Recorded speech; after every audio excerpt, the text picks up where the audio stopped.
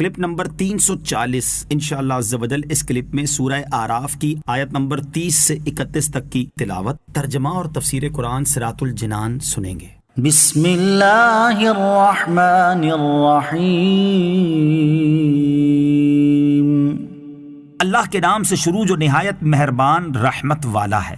فریقا ہدا وفریقا حق علیہم الضلالہ انہم اتخذوا الشیاطین اولیاء من دون اللہ ویحسبون انہم مہتدون۔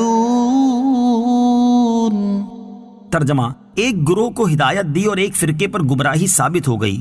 انہوں نے اللہ کو چھوڑ کر شیطانوں کو دوست بنا لیا ہے اور سمجھتے یہ ہے کہ یہ ہدایت یافتہ ہیں۔ فریقا ہدا، ایک گروہ کو ہدایت دی یعنی تمام لوگ ایمان نہ لائیں گے۔ کچھ ایسے ہیں جنہیں اللہ تعالیٰ نے ایمان و معرفت کی ہدایت دی اور انہیں طاعت و عبادت کی توفیق دی۔ ان کے مقابل کچھ لوگ ایسے ہیں جو گمراہ ہوئے اور یہ کفار ہیں۔ انہوں نے اللہ عز و جل کو چھوڑ کر شیطانوں کو دوست بنا لیا ہے۔ شیطانوں کو دوست بنانے کا مطلب یہ ہے کہ ان کی اطاعت کی، ان کے کہے پر چلے، ان کے حکم سے کفر و معاصی کو اختیار کیا، اور اس کے باوجود یہ سمجھتے ہیں کہ ہم ہدایت یافتہ ہیں۔ عمومی گمراہی سے بدتر گمراہی یہ ہوتی ہے کہ آدمی گمراہ ہونے کے باوجود خود کو ہدایت یافتہ سمجھے۔ یا بنی آدم خذوا زینتکم عند کل مسجد وکلوا واشربوا ولا تسرفوا انہ لا يحب المسرفین۔ ترجمہ: اے آدم کی اولاد، ہر نماز کے وقت اپنی زینت لے لو اور کھاؤ اور پیو اور حد سے نہ بڑھو، بے شک وہ حد سے بڑھنے والوں کو پسند نہیں فرماتا۔ خذوا زینتکم، اپنی زینت لے لو یعنی نماز کے وقت صرف ستر عورت کے لیے کفایت کرنے والا لباس ہی نہ پہنو، بلکہ اس کے ساتھ وہ لباس زینت والا بھی ہو، یعنی عمدہ لباس میں اپنے رب عز و جل کے حضور حاضری دو۔ اور ایک قول یہ ہے کہ خوشبو لگانا زینت میں داخل ہے، یعنی نماز کے لیے ان چیزوں کا بھی اہتمام رکھو۔ سنت یہ ہے کہ آدمی بہتر حیت کے ساتھ نماز کے لیے حاضر ہو، کیونکہ نماز میں رب عز و جل سے مناجات ہے، تو اس کے لیے زینت کرنا اور عطر لگانا مستحب ہے، جیسا کہ ستر عورت اور طہارت واجب ہے۔ شان نزول: حضرت عبداللہ ابن عباس رضی اللہ تعالیٰ عنہما سے روایت ہے، تاجدار رسالت صلی اللہ تعالیٰ علیہ وسلم نے ارشاد فرمایا، پہلے عورت بیت اللہ کا برہنہ ہو کر طواف کرتی تھی اور یہ کہتی تھی کہ کوئی مجھے ایک کپڑا دے گا جسے میں اپنی شرمگاہ پر ڈال لوں۔ آج بعض یا کل کھل جائے گا، اور جو کھل جائے گا میں اسے کبھی حلال نہیں کروں گی۔ تب یہ آیت نازل ہوئی۔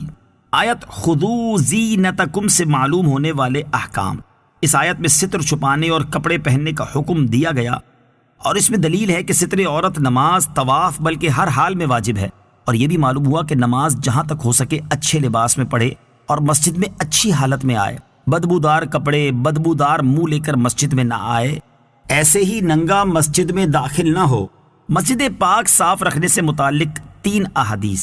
ابن ماجہ کی حدیث ہے، حضرت ابو سعید خدری رضی اللہ تعالیٰ عنہ سے روایت ہے، رسول اکرم صلی اللہ تعالیٰ علیہ وسلم نے ارشاد فرمایا، جو مسجد سے اذیت کی چیز نکالے اللہ تعالیٰ اس کے لیے جنت میں ایک گھر بنائے گا۔ نمبر 2، ابن ماجہ کی حدیث، حضرت واثلہ بن اسقع رضی اللہ تعالیٰ عنہ سے روایت ہے، تاجدار رسالت صلی اللہ تعالیٰ علیہ وسلم نے ارشاد فرمایا، مساجد کو بچوں اور پاگلوں، خرید و فروخت و جھگڑے، آواز بلند کرنے، حدود قائم کرنے اور تلوار کھینچنے سے بچاؤ۔ نمبر 3، مسلم شریف کی حدیث ہے، حضرت ابو ہریرہ رضی اللہ تعالیٰ عنہ سے روایت ہے، رسول اللہ صلی اللہ تعالیٰ علیہ وسلم نے ارشاد فرمایا، جو کسی کو مسجد میں با آواز بلند گمشدہ چیز ڈھونڈتے سنے تو کہے، اللہ عز و جل وہ گمشدہ شے تجھے نہ ملائے، کیونکہ مسجدیں اس کام کے لیے نہیں بنائی گئیں۔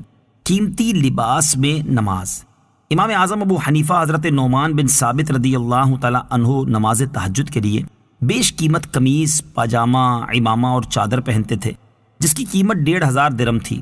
آپ رضی اللہ تعالیٰ عنہ ہر رات تہجد ایسے لباس میں پڑھتے تھے اور فرماتے تھے کہ جب ہم لوگوں سے اچھے لباس میں ملتے ہیں تو اللہ تعالیٰ سے اعلیٰ لباس میں ملاقات کیوں نہ کریں۔ وَكُلُوا وَاشْرَبُوا، اور کھاؤ اور پیو۔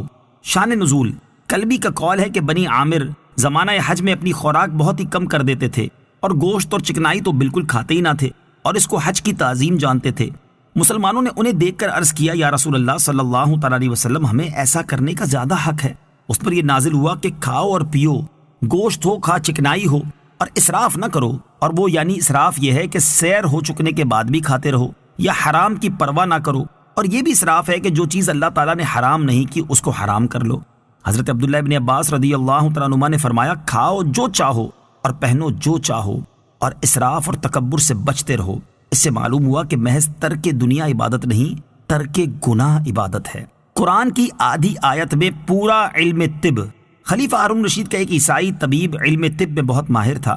اس نے ایک مرتبہ حضرت علی بن حسین واقد رحمۃ اللہ تعالی سے کہا علم دو طرح کا ہے، نمبر 1 علم ادیان، نمبر 2 علم ابدان، اور تم مسلمانوں کی کتاب قرآن پاک میں علم طب سے متعلق کچھ بھی مذکور نہیں۔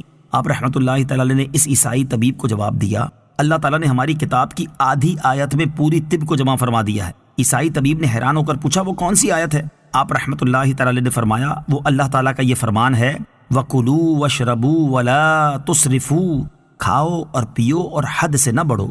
اشیاء کی حلت و حرمت کا اصول۔